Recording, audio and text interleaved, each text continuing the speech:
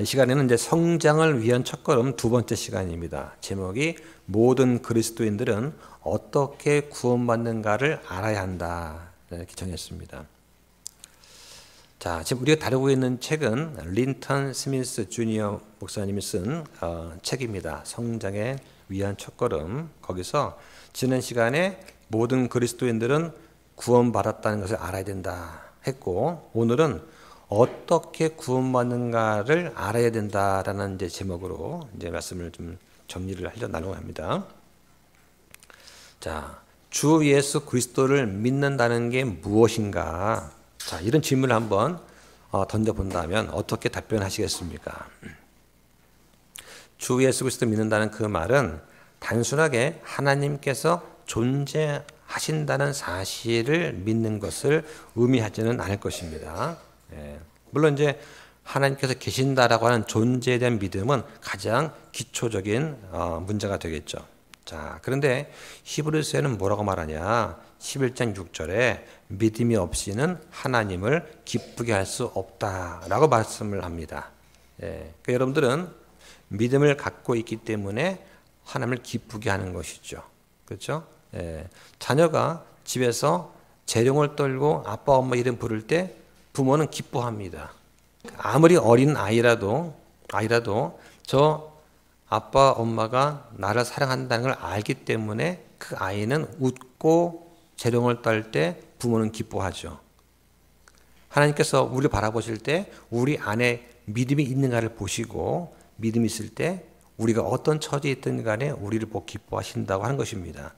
자, 그래서 누구든지 구원받기 위해서는 그리스도를 나의 구원자로 믿어야 됩니다. 요한복음 3장 15절에 누구든지 그를 믿는 자는 멸망하지 아니하고 영원한 생명을 얻게 하려 함이라고 말씀을 하는 것입니다. 자, 사도행전 10장에 보면 하나님을 처음 믿는 데서부터 주 예수 그리스도를 구원자로 믿는 그 믿음의 진보 단계를 보여주는 사건이 나옵니다. 바로 로마의 백부장 이야기이죠. 사도행전 10장 2절에 보면 고넬료라고 하는 인물 나오죠.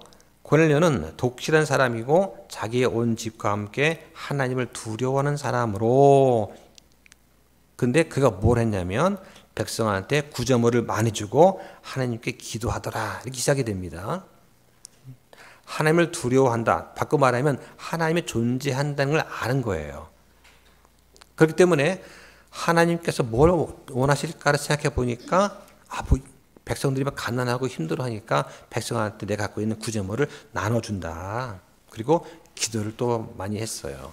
자, 이거를 보고서 뭐라고 하느냐? 사람들이, 자, 사도행전 10장 22절에 보면 사람들이 뭐라고 하냐면 저 백부장 고넬료는 의로운 사람이요 하나님을 두려워하는 사람이다. 그래서 유대인들의 온 민족 가운데 좋은 평판을 얻고 있다.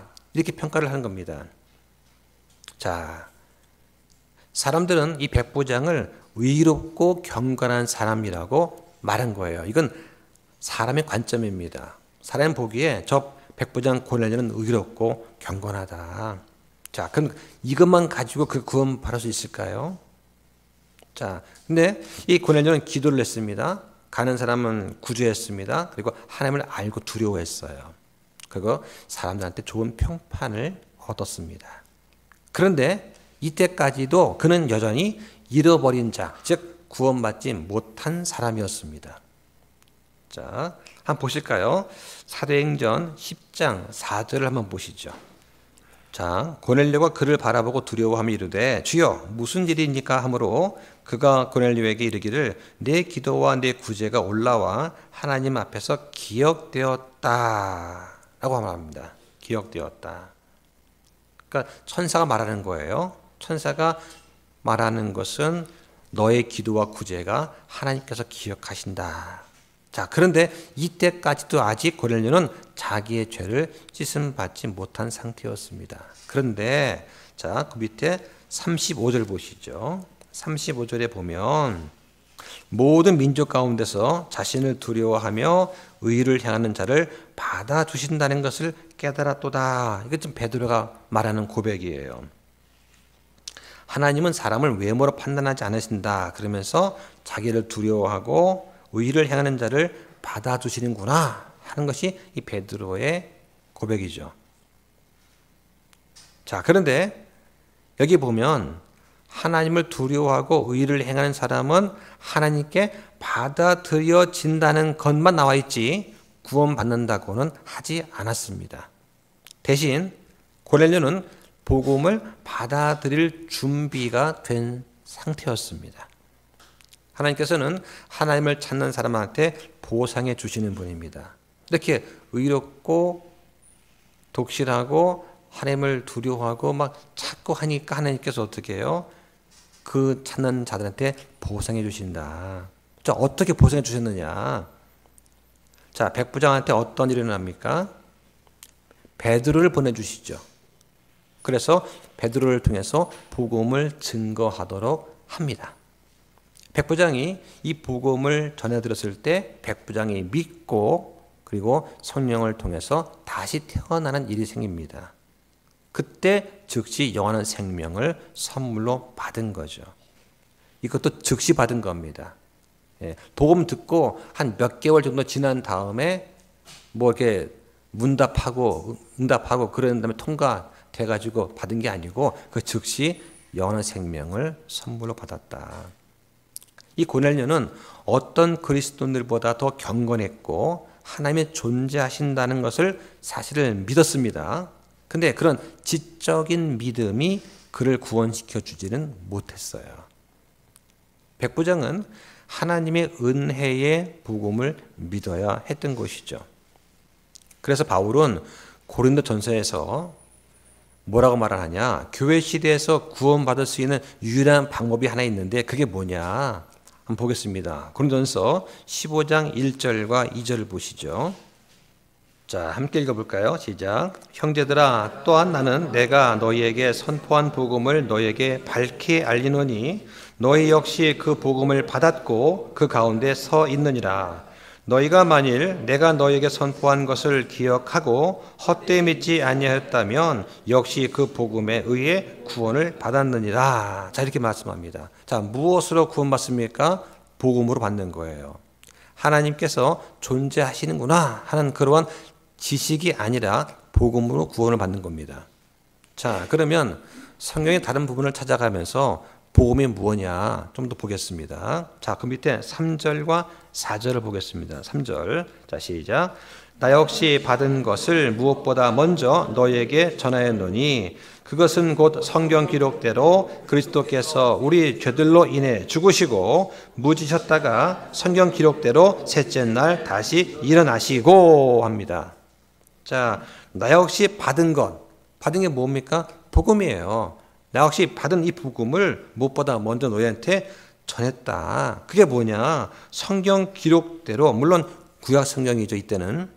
성경 기록대로 그리스도께서 우리 죄 때문에 죽으셨다가 묻히셨다가 성경 기록대로 셋째 날 다시 일어나셨다. 일어나셨다. 살아났다가 아니고 일어나신 겁니다. 환자가 병실에서 눈 떡 떴으면 살아난 거죠. 그 정도가 아니고 일어난 거예요. 확실하게 일어나셔야 됩니다. 바울이 받아서 전한 복음은 바로 이런 겁니다. 예수님의 죽으심, 장사 지냄, 부활. 이게 복음이다. 여기 보면 물침례 얘기 나옵니까? 안 나와요. 그 물침례로 통해서 구원받는 그런 거 아닙니다. 물침례는 구원의 요건이 아니라 구원받은 증거로 믿음을 고백하는 행위다 하는 것을 우리는 또 이제 기억해야 되겠죠. 그러니까 복음은 주님의 죽으심과 장사 지냄, 부활 이 세 가지를 잘 기억하셔야 됩니다. 자, 어떤 사람이 지적으로 복음이 정말 사실 팩트구나 하고 인정한다는 것에만 그쳤다면 그는 구원받지 못한 상태입니다. 대부분의 신학자들이 그런 상태이죠. 회개하는 마음으로 예수님을 나의 구원자로 영접을 하고 내 죄 때문에 죽으신 것과 장사 지낸 바 되었다가 성경대로 부활한 사실을 믿을 때 그때 하나님의 자녀가 되는 것입니다. 머리로만 믿는 건 효력이 없습니다. 머리로 인식하고 이해하는 것이 필요합니다. 그런데 복음이 마음으로 받아들여져야 돼요. 그때 구원의 효력이 발생을 하죠. 많은 사람들이 예수님께서 인류의 죄를 대신해서 속죄 죽음을 당했다라고 믿습니다. 들어서 알고 있어요. 근데 이것만 가지고는 안 된다라고 하는 것입니다. 예수님께서 내 죄 때문에 죽으셨다는 것을 알아야 돼요. 내 죄 때문에, 나의 죄 때문에. 그래야 예수님과 내가 하나가 되는 거예요. 이게 어터먼트, 속죄가 될 수 있는 기본은 뭐냐? 아, 내 죄 때문이구나. 그래서 내 죄가 예수님께 완전히 전가가 돼야 되는 거예요.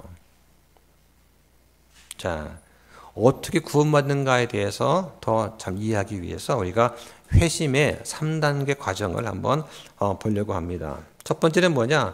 회심하려면 먼저 자신의 상태를 깨달아야 됩니다. 그러니까 하나님께서 사람의 그 죄에 대한 해결책을 준비해 놓으셨구나 하는 것을 알아야 되는 거예요. 그리고 나서 하나님의 이 해결책을 내가 받아들여야 됩니다. 자, 다시 말씀드립니다. 맨 먼저 내가 죄인이구나. 왜? 거짓말해서? 탐을 내서? 그것보다 내가 그리스도를 거부했었던 죄인이구나 하는 것을 알아야 됩니다. 주를 믿지 않고 거부하는 것 자체가 죄다. 내 창조주를 내가 거부한 것이 죄라고 하는 것을 먼저 아셔야 됩니다. 다른 거짓말하고 이런 악행들은 부산물일 뿐이에요. 가장 근본적인 죄는 내가 하나님을, 그리스도를 거부한 죄다 하는 것입니다. 이걸 인정하지 않으니까 나 죄 진 거 없는데요. 나 법 잘 지켰는데요. 양심에 거릴 것 없습니다. 이 정도면 나 정도면 괜찮지 않나요? 왜 그런 말 나오느냐? 죄가 뭐냐? 죄는 우리의 창조주 하나님을 내가 거부한 거, 믿지 않는 것, 이 자체가 죄라고 하는 것을 먼저 알아야 된다 하는 것입니다. 그런 면에서 모든 사람은 다 죄인이다 하는 거예요. 요한복음 3장 18절에 그를 믿는 자는 정죄를 받지 아니하나 믿지 아니하는 자는 하나님의 독생자 이름을 믿지 아니하였으므로 이미 정죄를 받았다. 그 말씀을 합니다. 예수님 믿으세요? 나 안 믿어요. 이 자체가 죄라고 하는 것입니다. 모든 사람들은 이런 죄를 지고 갖고 태어나는 거예요. 예수 그리스도를 믿지 않는 것은 단순한 내 선택일 뿐만 아니라 이미 정죄받은 상태다 하는 이러한 철저한 인식이 먼저 있어야 됩니다. 그래서 성경을 통해서 내가 죄인이구나. 그리고 나의 구원자는 이 주 예수 그리스도인데 예수님이 없었다면 나한테 소망도 없고 나는 지옥으로 가고 있을 밖에 없구나 하는 그런 죄인이라는 사실을 내가 아는 거예요. 뭘 통해서? 성경을 통해서 압니다. 성경이 그 기준이 되는 것이죠. 자, 로마서 3장 23절에 모든 사람이 죄를 지어서 하나님의 영광에 이르지 못했다. 그 말을 합니다. 하나님의 영광에 이르지 못했다. 하나님께서 원하시는 그 관역, 기준, 표준이 있는데 여기에 못 미쳤다라고 하는 것입니다. 바울 사도는 모든 사람이 죄인이라고 했습니다. 여기 예는 없어요. 모든 사람이 죄를 지었다라고 분명히 말을 합니다. 이 구절을 따로 해석할 필요가 없는 거예요. 있는 그대로 그냥 믿으면 됩니다. 로마서 3장 10절에 기록된 바 의로운 자는 없나니 단 한 사람도 없다고 합니다. 의로운 자는 한 사람도 없다. 로마서 5장 12절에 한 사람으로 말미암아 죄가 세상에 들어오고 죄로 말미암아 사망에 들어왔고 이로써 사망이 모든 사람한테 전달되었으니 이는 모든 사람이 죄를 지었기 때문이다. 이렇게 말씀을 합니다. 그러면서 6장 23절에 죄의 삭슨 사망이나 이런 말 나오는 것이죠. 그런데 하나님의 선물이 있는데 예수 그리스도 우리 주를 통해 얻는 영원한 생명이라고 합니다. 유일한 해결책은 우리 주 예수 그리스도를 통한 생명을 얻는 거예요. 이게 유일한 해결책입니다. 아담 이후로 모든 사람은 사망의 저주 아래 있습니다. 죄 때문에. 이게 원죄라고 부르는 것이죠. 따라서 주님께서 늦게 오시면 우리는 모두 육체적으로는 죽게 됩니다. 이 죽음은 모든 사람한테 임합니다. 예외가 없죠. 단 믿는 사람은 한 번만 죽습니다. 한 번만. 그런데 믿지 않고 죽으면 어떻게 되느냐? 하나님과 영원히 분리가 됩니다. 그래서 주님과의 관계가 완전히 단절되는데 이것을 영원한 죽음 또는 둘째 사망이다. 이렇게 성경은 말씀을 하는 거죠. 그러니까 주님 믿지 않는 사람들은 영원 무궁토록 불호수에 던져져서 주님과 완전히 단절이 된다라고 하는 것입니다.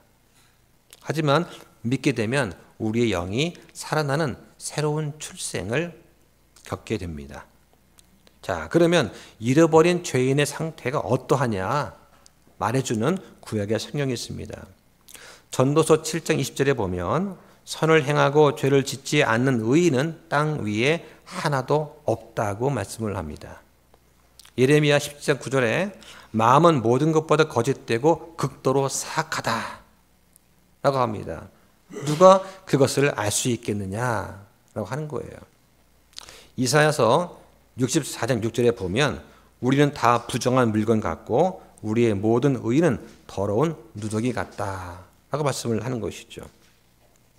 이게 바로 잃어버린 구원받지 못한 그런 죄인의 상태를 성경이 말씀해 주고 있는 것입니다. 자, 그럼 하나님께서 죄인한테 영생을 선물로 주는 것은 그 죄인이 어떤 그럴 만한 자격이 있는 것인가? 그렇지 않다는 거예요. 네. 예수님께서는 불경건한 죄인들을 구원하시려고 이 땅에 오셨습니다. 그러니까 우리가 구원받기 전에 죄인이란 사실을 먼저 깨달아야 될 이유가 여기 있는 거예요. 예. 예수님께서 오신 이유는 뭐냐? 죄인들을 구원하기 위해서다. 근데 난 죄 없는데요? 나 죄인이 아닌데요? 하면은 예수님이 나한테 필요가 없는 거예요. 즉, 나는 구원과 멀어지는 존재가 된다 하는 것입니다. 그러니까 구원받기 전에 먼저 내가 왜 죄인인가를 알아야 된다. 헌법이나 법과 규칙을 어겨서가 아니라 하나님을 믿지 않았던 것 자체가 죄라고 성령이 말씀을 하는 거예요. 내 행위에 의지하는 사람은 결코 구원받지 못합니다. 우리는 주님께서 이루신 그 일을 의지해야 됩니다. 자, 성경에 뭐라고 되어 있냐 좀 볼까요? 마태복음 9장 13절 한번 보시죠. 오히려 너는 가서 나는 긍휼을 원하고 희생물을 원치 아니하노라 하신 말씀이 무슨 뜻인지 배우라. 나는 의로운 자들을 부르러 오지 아니하고 죄인들을 불러 회개하게 하려고 왔노라 하시니라. 이게 바로 예수님께서 이 땅에 오신 목적입니다. 죄인을 불러 회개하려 하고 왔다. 근데 나는 죄 없습니다. 난 죄인이 아닙니다. 한다 하면 예수님은 나한테 필요가 없는 존재가 되는 것이죠. 자, 그런데 우리의 행위가 중요하냐? 그렇지 않다고 말을 합니다. 자, 로마서 4장 5절 보실까요? 일하지 않더라도 하나님의 뜻대로 살지 않는 자를 의롭다 하시는 분을 믿는 자에게는 그의 믿음이 의로 여겨지느니라. 일하지 않더라도 무슨 선한 공로, 구원받기 위해서 내가 어떤 일을 하지 않더라도 하나님의 뜻대로 살지 않는 자, 즉 경건치 아니한 자를 의롭다 하시는 분을 믿는 자한테는 그 믿음이 의가 된다.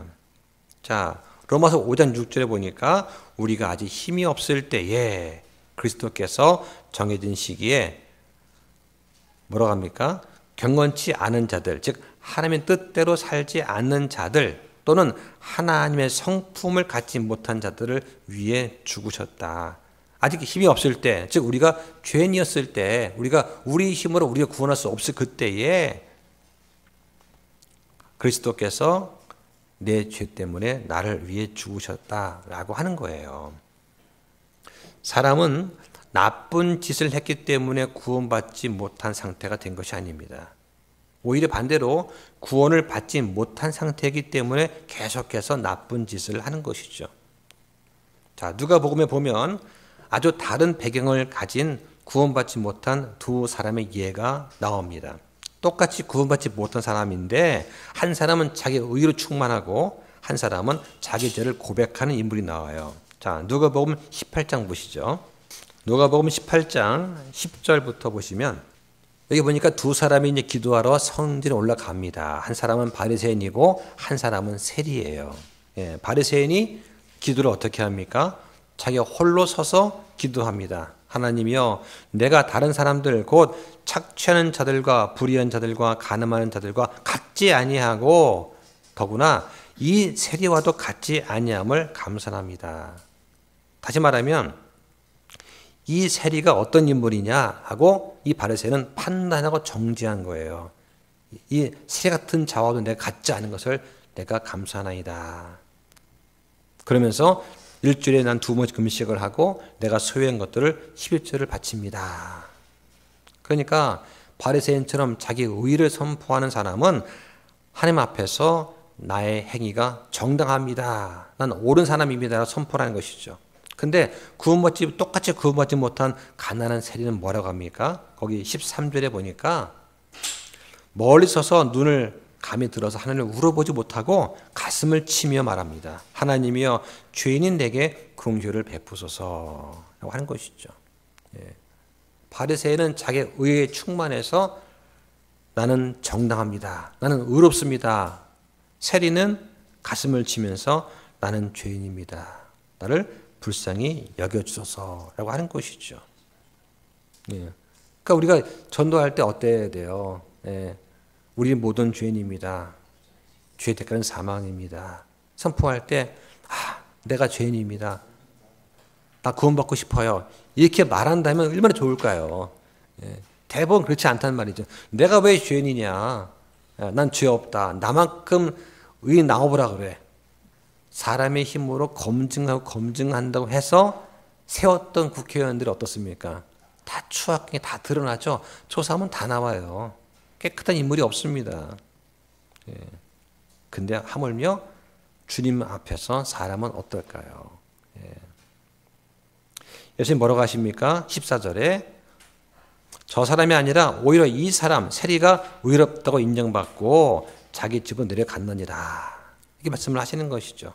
하나님께서 지금 누구의 기도 주목하십니까? 세리의 기도에 주목을 하시는 거예요.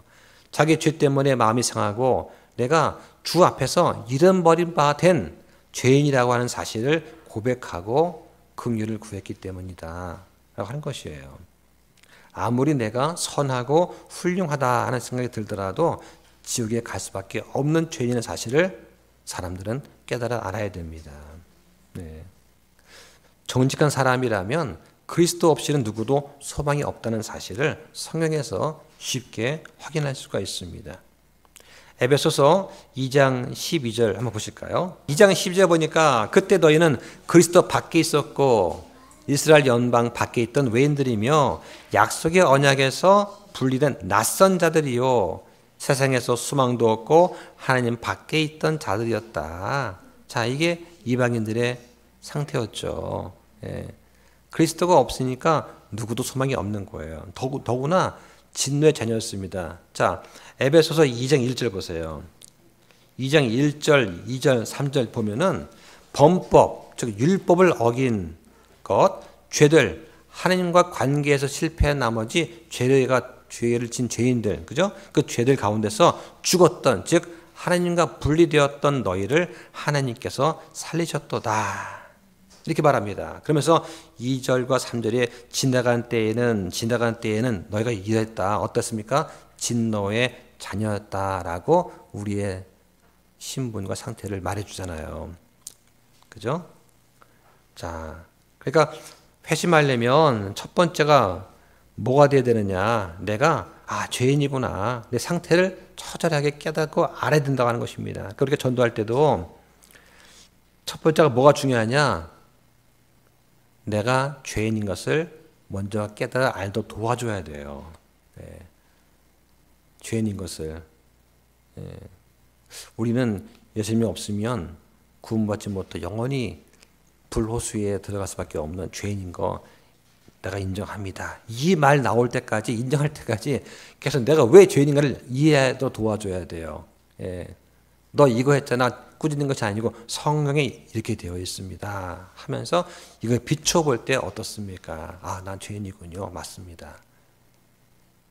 이게 수긍이 돼야 돼요. 자, 그럼 두 번째 뭐냐?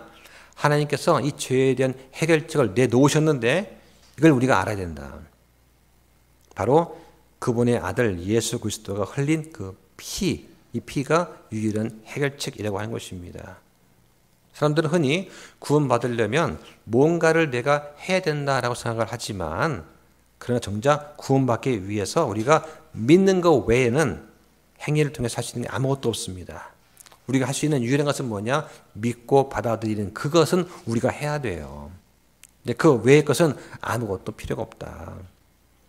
바울이 이렇게 말을 합니다. 에베소 2장 8절에 자 거기 보시죠. 2장 8절 너희가 믿음을 통해 은혜로 구원을 받았나니 이것은 너희 자신에게서 난 것이 아니요 하나님의 선물이다. 그러면서 행위에서 난 것이 아니다 라고 말합니다. 그죠? 왜? 자랑하지 못하게 하려고 함이다라고 하는 것이죠. 자, 로마서에도 다시 한번 또 기록되었습니다. 죄의 삭은 사망이다. 근데 하나님의 선물은 그리스도 우리 주를 통해 얻는 영원한 생명이다 말씀을 하는 것이죠. 자, 우리가 모두 로마서 6장 23절 말씀을 암송하고 있을 것입니다. 예, 그래서 우리의 구원 이것은 행위를 통한 것이 아니다 하는 것을 분명히 말을 해줍니다. 자, 그러면 이제 구원이 선물이다라고 말하는 또 구절을 한번 찾아보겠습니다. 로마서 5장 15절 보시죠. 5장 15절부터 18절까지. 예. 자, 15절과 18절까지 사이에 몇 번 나오나 세보십시오. 자, 선물이라고 하는 것이 6번 나와요. 자, 보니까 여기서 16절에 보면 한번 볼 게 있습니다. 또 그 선물은 죄 지은 한 사람으로 말미암아 이루어진 것과 같지 아니하니 이는 한 범죄로 말미암은 심판은 정죄로였으나 많은 범죄로 인한 그 거저 주는 선물은 의롭다 하심에 이르기 때문이다. 자, 이게 한 가지 볼 게 뭐냐면 의롭다 하심이라고 되어 있는 단어예요. 예, 이전 흠정력에는 이게 칭의로 되어 있었습니다. 칭의. 예, justification. 자, 영어 성경에 칭의, justification이 3번 나옵니다. 로마서 4장 25절, 5장 16절, 5장 18절에 3번 나와요. 근데 바레스트역에는 칭의라는 말을 뺐습니다. 빼고 의롭다 하심으로 바꾸었습니다. 의롭다 하심. 조금 저는 개인적으로 신학적으로도 칭의라고 하는 단어는 중요한 단어거든요. 교리적으로 그렇죠. 근데 성경에 칭이라는 말이 안 나온다는 게 좀 안타깝습니다. 흠정력에는 이게 칭의가 있었는데 마리스트에서 이걸 바꿨다는 게 좀 개인적으로 안타까워요. 다시 넣었으면 좋을 것 같습니다. 그래서 우리가 칭의를 구원받는다. 칭의. 많이 익숙해진 거잖아요. 그죠?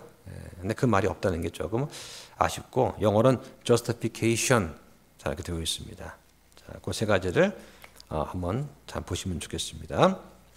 자, 그럼 만약에 우리가 어떤 선행으로 구원받을 수 있다면 왜 문제가 되느냐? 하나님께서 우리한테 구원을 빚진 게 되는 거예요. 빚진 거.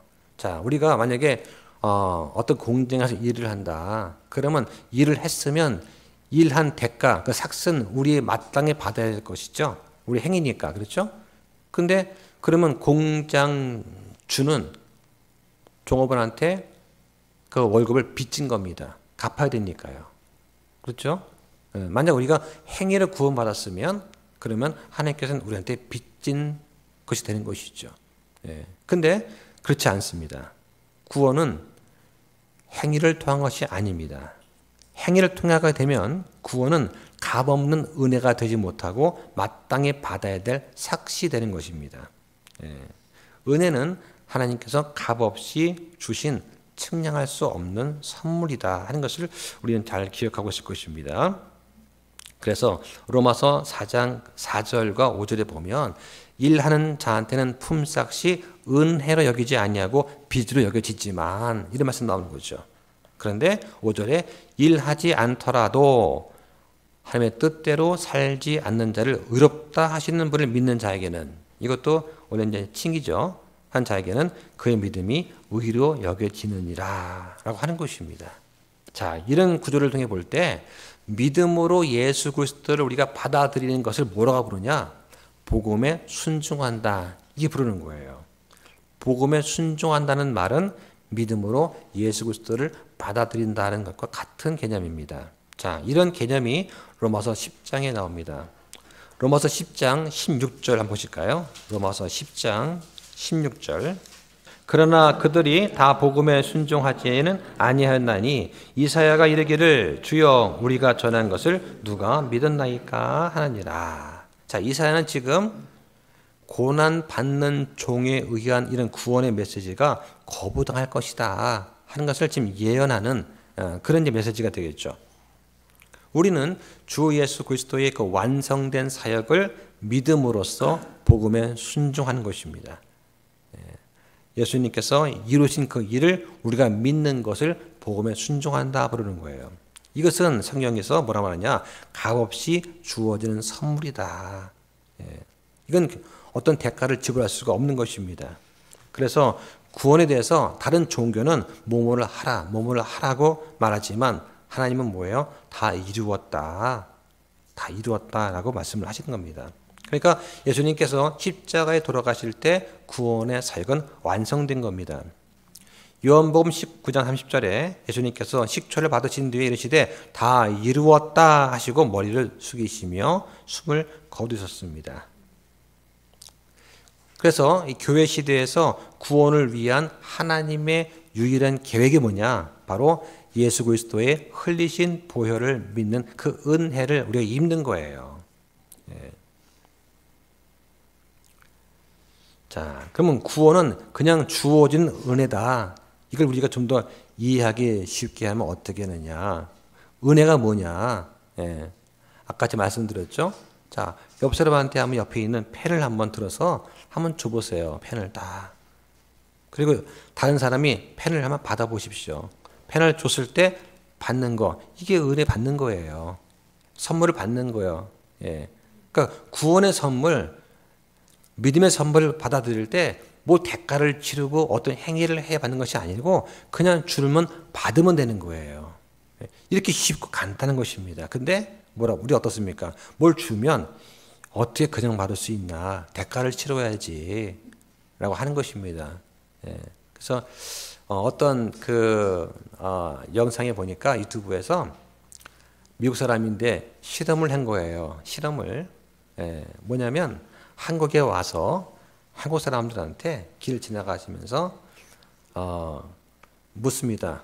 아무 붙잡고 당신한테 이 선물 줄 건데 이 선물 받으실래요? 아니면 $5 지폐를 받으실래요? 선택하라고 하는 것이죠. 근데 이 학생이 선물 주세요. 딱 받았어요. 열어보세요. 했더니 수십만 원짜리 이제 비싼 그 고급 그 헤드셋인 헤드폰인가 이걸 들어있는 거예요. 그래서 이거 선물입니다. 그러면 외국 사람들은 정말요? 막 기뻐하면서 가면서 받아요. 근데 한국 사람들은 받지 못하고 이거 받아야 돼? 하고 뻘쭘하는 것이죠. 이 영상이 미국에서 수백만 원을 기록합니다. 왜? 이해가 안 된다. 왜 한국 사람들은 주면 안 받지? 근데 그 청년이 선물을 받아가지고 뒤로 돌아가서 또 인사를 하고 가라고. 또 가자. 정말 가져도 돼? 몇 번을 묻는 거예요. 몇 번을. 이 영상이 미국에서 이제 히트친 거예요. 한국 사람 이상하다. 왜 선물을 주면 받지 않지? 저걸 공짜로 안 믿네? 주는 사람도 어색한 거예요. 왜 안 가져가지? 근데 똑같은 영상을 미국에서 실험을 했더니 미국 사람들은 주니까 덥석 받아가고 막 기뻐하고 감사하면서 땡큐 하면서 막 가는데 한국 사람들 주면 정말? 뭐 내가 뭐 치러야 돼? 대가를 치러야 돼? 이런다는 얘기죠. 한국 사람들은 선물을 주면 받는 것에 어색해한다. 이것이 미국 사람들 볼 때는 이상한 거예요. 그러니까 미국 사람들은 전도하기 쉽죠. 전도하면 믿습니다. 근데 마음으로는 안 믿어요. 입으로 믿는데 한국 사람들은 입으로 믿질 않아요. 더 어렵죠. 그게 이제 한미 문화권 차이인데 그래서 선물을 줬을 때 상대방이 그걸 받으면 말해주는 거예요. 영생을 얻는 것도 똑같습니다. 그냥 받기만 하면 되는 선물입니다. 라고 하는 것이죠. 그래서 요한복음 3장 16절에 하나님께서 세상을 이처럼 사랑하사 자신의 독생자를 주었으니 누구든지 그를 믿는 자는 멸망하지 않고 영존한 생명을 얻게 하려 하십니다. 누구든지 그를 믿는 자는, 근데 거기다가 한국 사람들은 뭐예요? 정말 그 누구든지 나도 포함돼? 정말 누구든지야? 라고 의심을 제기한다고 하는 것이죠. 자, 그러면 회심의 세 번째 단계가 뭐냐? 하나님의 해결책을 받아들이는 거예요. 자, 첫 번째는 내가 죄인이구나 하는 것을 철저히 깨닫고, 두 번째는 해결책이 하나 있다 하는 것을 알아야 되고, 세 번째는 해결책을 받아들이는 거다. 성령님께서 사람을 그리스도께 인도해 주십니다. 성령님께서 복음을 듣는 사람한테 죄에 대한 찔림을 주시고 그리스도께 인도해 주십니다. 그렇지 않다면 우리는 사람들을 그리스도한테 인도하기가 어렵겠죠. 성경 분명히 말씀합니다. 요한복음 6장 44절에 나를 보내신 아버지께서 이끌지 아니하시면 아무도 내게 올 수 없다 말씀합니다. 또 요한복음 12장 32절에 나 곧 내가 땅에서부터 들리면 모든 사람들을 내게로 이끌리라 하고 하시는 거죠. 자, 근데 여기에 대해서 칼빈주의자는 뭐라고 말하냐? 그리스도께서는 택함을 받은 사람들을 위해 죽었을 뿐이지 모두를 위해 죽은 것은 아니다 라고 가르쳐요. 이게 칼빈주의입니다. 이것은 거짓말입니다. 예수님께서는 모든 사람을 자신한테로 이끄시겠다라고 약속하셨습니다. 자, 그런데도 여전히 구원받지 못할 수가 있다. 자, 성령님께서 죄에 대한 찔림을 주고 믿도록 촉구를 또 하시고 하는데 정작 본인, 죄인인 사람이 마음을 강팍하게, 완악하게 하면 어떻게 할 수가 없는 거예요. 자, 우리는 전도할 때 우리가 말하는 것의 근원인 성경을 보여줄 수가 있습니다. 또 그를 위해 기도할 수 있어요. 그런데 그한테 구원받고 싶은 욕구까지는 줄 수가 없다는 겁니다. 그럼 우리가 왜 전도를 합니까? 그 이유가 뭐예요? 이유는 한 가지입니다. 자, 보시죠. 베드로후서 3장 9절 보겠습니다. 3장 9절 함께 읽습니다. 시작. 주께서는 자신의 약속에 대해 어떤 사람들이 더디다고 생각하는 것 같이 더디지 아니하시며 오히려 우리를 향해 오래 참으사 아무도 멸망하지 아니하고 모두 회개에 이르기를 원하시느니라.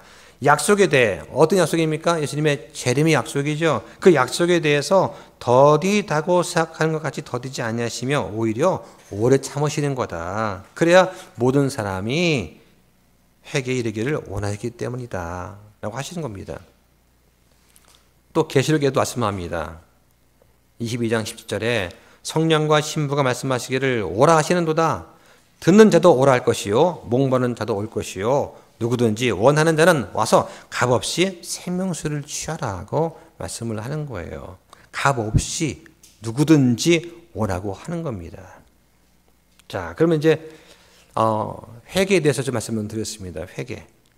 어떤 분은 이렇게 말합니다. 내가 꼭 회개를 해야 됩니까? 회개 안 하면 안 돼요? 회개 안 하고 믿으면 안 됩니까? 자, 회개는 성경 말씀에 분명히 나옵니다. 사도행전 17장 30절에 하나님께서 이같이 무지하던 때를 눈 감아 주셨지만 이제는 모든 곳에서 모든 사람들한테 회개하라고 명령하신다. 그러면 회개가 뭐냐? 회개는 단순히 죄에 대해서 내가 죄를 졌구나 슬퍼하는 것이 회개가 아니다. 죄에 대해서 슬퍼하고 그 다음에 회개하지 못한 예가 성경에 나와요. 대표 인물이 가룟 유다와 에서입니다. 가룟 유다는 많이 들어보셨을 것이고 에서는 어떠냐? 히브리서 12장 17절에 보면 에서가 뭐라 했냐? 복을 상속받으려 했을 때에 거절당했다. 그때 그가 눈물을 흘리며 간절히 뜻을 돌리기를 구했으나 뜻을 돌릴 곳을 찾지 못하였다라고 합니다. 그러니까 후회하고 눈물하는 것하고 회개는 다른 거예요. 그래서 찰스 스펄전이 뭐라고 했느냐? 이런 말을 했습니다. 살인자가 교수형을 싫어하듯이 사람은 죄를 싫어할지 모른다. 그런데 그것이 회개했다는 증거는 될 수 없다. 만약 내가 형벌 때문에 죄를 싫어한다면 나는 죄를 회개한 것이 아니다. 나는 단지 하나님이 공의로운 분이란 사실만 인정한 것이다. 그러나 죄가 예수 그리스도에 대한 범죄임을 안다면 내가 그분께 상처 입히고 죽게 만들었다는 사실을 알고 내 마음이 부서져서 나 자신을 혐오하게 되는데 이게 바로 회개다. 즉 회개는 뭐냐? 예수님께 돌아가시는 건 내 죄 때문이군요. 내 죄 때문에 예수님이 돌아가셔야 했군요. 즉 나를 살리기 위해서는 예수님이 돌아가셔야만 했군요 하는 사실을 인정해야 된다라고 하는 것입니다. 자, 그래서 이 회개는 지정의를 동반해야 된다라고 하는 것입니다. 자, 일단 지적인 면에서 예를 들면 이제 이런 게 나오죠. 마태복음 21장에 보면은 이제 일을 하러 가는 말을 들은 두 아들 이야기가 나옵니다.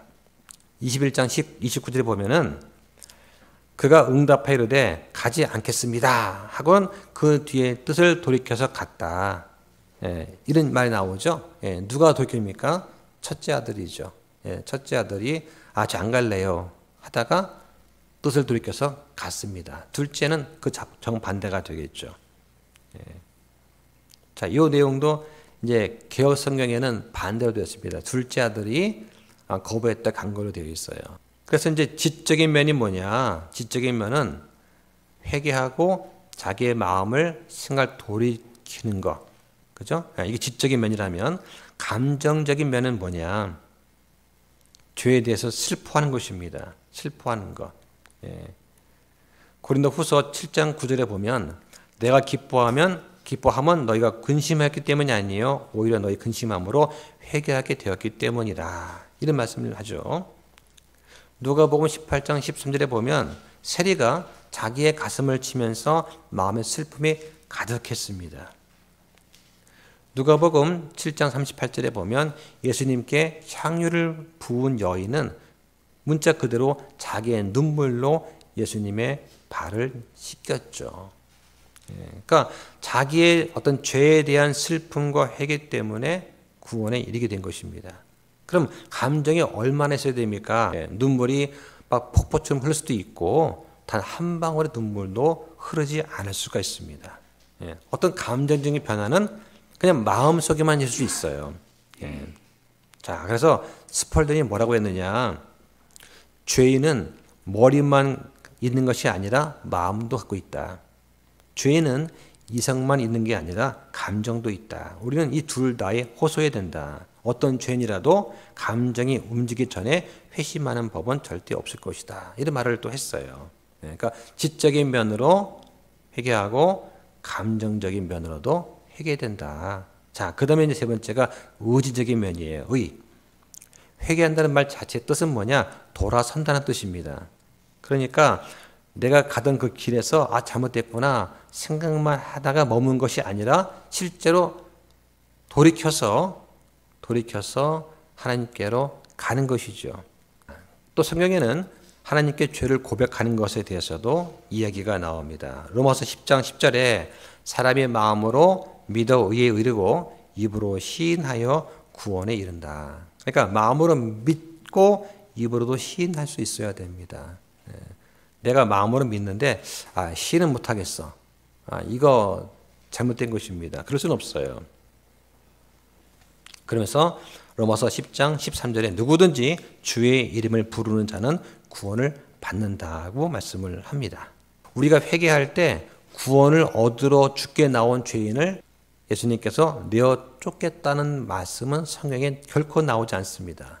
요한복음 6장 30절에 아버지께서 내게 주시는 자는 모두 내게 올 것이요 내게 오는 자는 내가 결코 내쫓지 않는다 말씀을 합니다. 아무리 큰 죄를 지고 큰 잘못을 지고 말 못한 일을 했어도 주님께 자백하고 나오는 자를 주님은 용서하신다, 받아주신다라고 하는 것입니다. 자, 그럼 회개한 자의 모습은 어떠냐? 특징이 일단 죄와 단절해요. 죄와 돌이킵니다. 그리고 다시 죄를 짓지 않으려고 애를 쓰죠. 그래서 회개는 하나님께로 돌이키는 것이다. 라고 하는 것입니다. 자, 어떻게 돌이키느냐?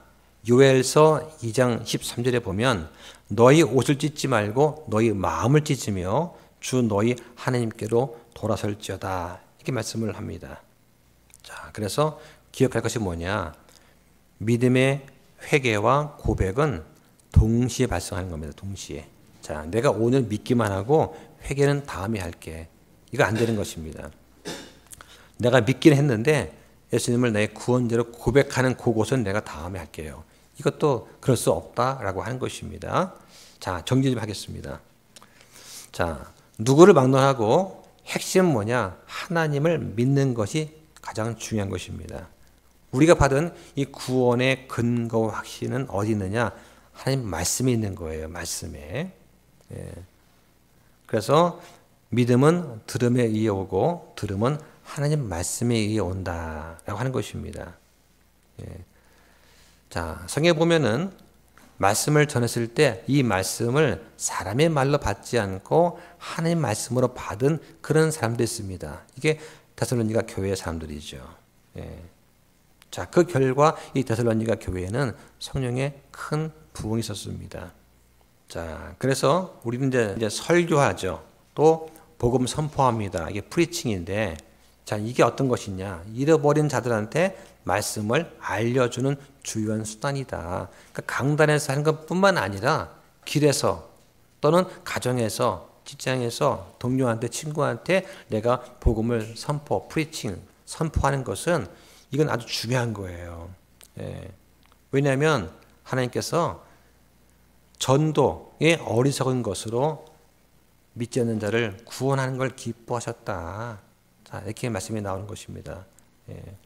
자, 하나 볼까요? 고린도전서 1장 21절 보시죠. 자, 함께 씁니다. 시작. 하나님의 지혜에 있어서는 세상의 지혜로 하나님을 알지 못하였으므로 하나님께서 복음 선포의 어리석은 것으로 믿는 자들 구원하는 것을 기뻐하셨도다. 자, 이렇게 말씀을 하는 거예요. 복음 선포를 하는 것은 하나님의 복음 어떤 전도자로서의 어떤 사명이 있다. 이런 각오를 가지고서 우리가 선포할 때 하나님께서 기뻐하실 줄 믿습니다. 구원의 근거를 절대 감정에 두면 안 돼요. 말씀에 두어야 됩니다. 어떤 사람은 구원을 받았을 때 나는 울면서 감격에 겨워서 막 또 소리치고 막 그런 분들이 있고, 어떤 분들은 조용히 그냥 하나님께 복종하는 그런 분도 있습니다. 그러니까 어떤 것은 상관없어요. 뭐 울든지 조용히 있든지 관계가 없습니다. 근데 분명한 것은 뭐냐? 모든 그리스도인들은 어떻게 구원받는지 그 과정을 분명히 알아야 된다라고 하는 것입니다. 자, 그래서 오늘 우리가 어떻게 구원받는 것인가, 회심은 어떤 단계가 있고 회개는 무엇이고 자백은 무엇인가, 회개는 어떤 특징이 있는가 간단하게 살펴보았습니다.